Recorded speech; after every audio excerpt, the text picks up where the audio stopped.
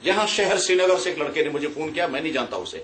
وہ کہتا ہے جناب میں کالج میں پڑھتا ہوں, میرے ڈیڈی بڑے افسر ہیں, گورنمنٹ کی گاڑی آتی ہے, اس گاڑی میں وہ آفس جاتے ہیں, جدھر سے ہمارا کالج ہے ادھر سے گاڑی گزرتی ہے, میں اس گاڑی میں بیٹھ کے جا سکتا ہوں؟ میں نے کہا ہاں جا سکتے ہیں آپ, کیونکہ گاڑی آپ کو لے کر نہیں جا رہی ہے, وہ گورنمنٹ کی گاڑی ہے, آپ کا ڈیڈی اگر ادھر سے گزرتا ہے تو آپ اس میں بیٹھ سکتے ہو.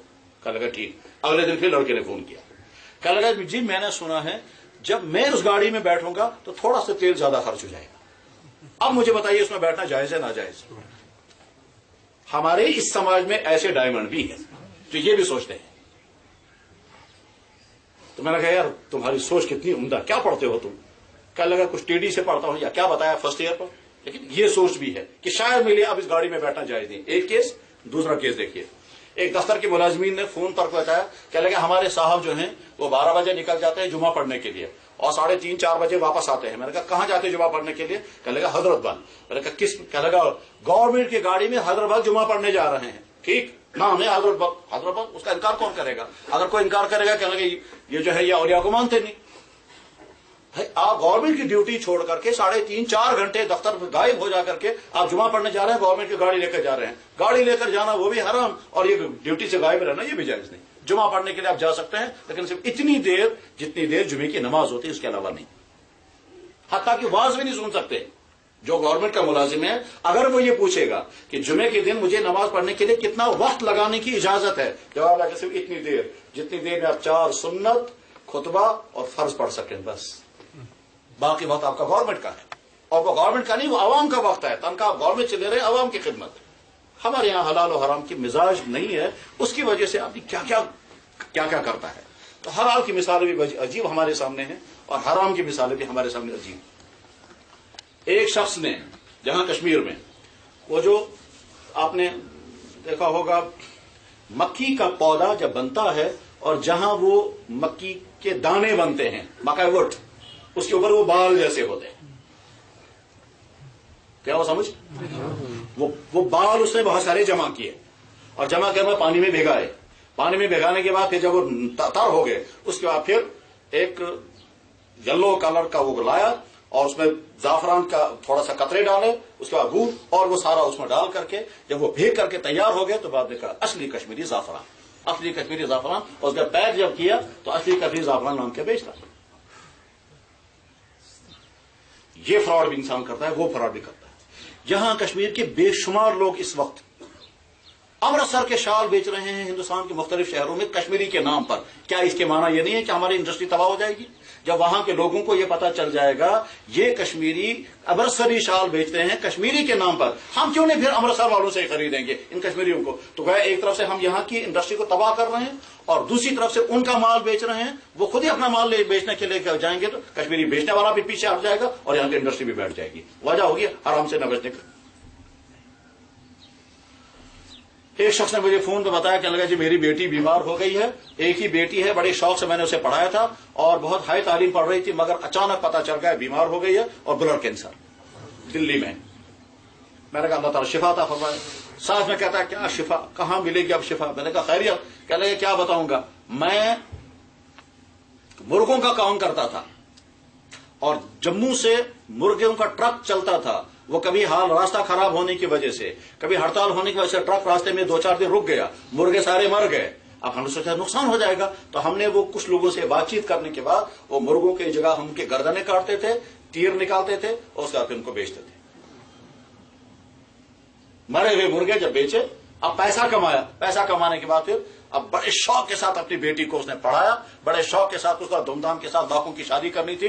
اچانک بلڈ کینسر نکل گیا, سارے خواب بکھر گئے. حرام کے نتائج یہ نکل آتے ہیں. ایک صاحب چیف انجینئر بن کر ریٹائر ہو گئے, ان سے ملاقات ہوئی, بہت زیادہ پریشان. کہنے لگے جی ادھر سے میں ریٹائر ہو گیا, ادھر سے کڈنی, کچھ لوگ کہنے لگے فیلئر ہے, کچھ لوگ کہنے لگے کینسر. بعد میں آ کے پتا چلا کہ کڈنی میں کینسر ہو گیا ہے. چنڈی گڑھ میں آپریشن ہوا, 18 لاکھ میں خرچ ہو گئے. واپس آیا, اس کینسر کے اثرات باقی باڈی میں پھیل گئے تھے. اب کہتا ہے دوسرا کا آپریشن ہوگا, اس میں 15-20 لاکھ روپے خرچ ہوں گے. جو کمایا تو وہ سارا ادھر جا رہا ہے. حرام پیسہ وفا کرنے والی چیز نہیں ہے. یہ کچھ دیر کے لیے مزہ ہے, کچھ دیر کے لیے خوشی ہے، آگے چل کر کے نتائج بہت زیادہ برے نکلتے ہیں. اس لیے حرام سے بچنے کے پھر عجیب عجیب واقعات گزرتے ہیں سامنے. حرام کمائی سے بچنے کے بھی عجیب واقعات گزرتے ہیں، آدمی حیران ہوتا ہے. ایک دفعہ لڑکے نے مجھے فون پہ بتایا، کہنے لگے جی میں پریشان ہوں. میں نے کہا کیا بات ہو گئی؟ کہنے لگے میرے جیب میں اخ اول سبز اول آپ چاندس مزے پریشان. کیا بات ہو گئی ہے؟ کہنے لگا جب میں کہیں تبلیغ میں گیا تھا، تبلیغ میں وہاں کھانا پکانے کی ڈیوٹی لگائی گئی. ہم نے دکان سے وہ جو سبز آل خریدی، 1 روپے کا پیکٹ، اس میں 5-6 دانے ہوتے ہیں. وہ 5-6 دانے کا پیکٹ اس نے جیب میں رکھا. واپس جب آیا تو پیکٹ نکال کر کے وہ جو سبز آل ہے وہ کھانے میں ڈال دی. 1 آل اس کی جیب میں گر گئی، 1 دانہ. یہ جو گھر آیا ہے تو 1 دانہ جیب سے نکل گیا. وہ کہتا ہے میں کیا کروں گا اس میں تو سارے ساتھیوں کا حق ہے. فکر آتی ہے تو آدمی یہ کرتا ہے. جہاں سری نگر کا لڑکا جموں میڈیکل کالج میں تھا، میڈیکل کالج وہاں سے وہ فون کرتا ہے جی میرا دوست یہاں میرے ساتھ آیا، 1 مہینے تک ہم ایک کمرے میں رہے، ہم نے وہاں امتحان کی تیاری کی. اس 1 مہینے تک اس میرے دوست نے یہاں کی بجلی بھی استعمال کی ہے، یہاں کا پانی بھی استعمال کیا ہے. مجھے بتائیے کہ یہ پیسہ ہم کس طرح سے ادا کریں گے؟ ٹھیک. وارڈن جو ہے وہ کہتا ہے لاؤ پیسہ میں جیب میں رکھوں گا. اب وہ اس کو دے گا تو وہ رکھے گا جیب میں.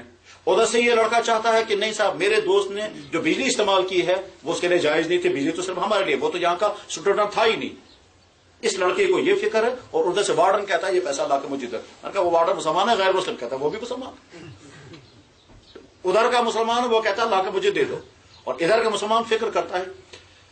حرام کے پیچھے دوڑنے والوں کے واقعات بھی عجیب ہیں اور حرام سے بچنے والوں کے واقعات بھی عجیب ہیں. اس لیے حرام سے بچنے کی فکر کریں، یہ ہمارا ایمانی فریضہ ہے، اسلامی فریضہ ہے.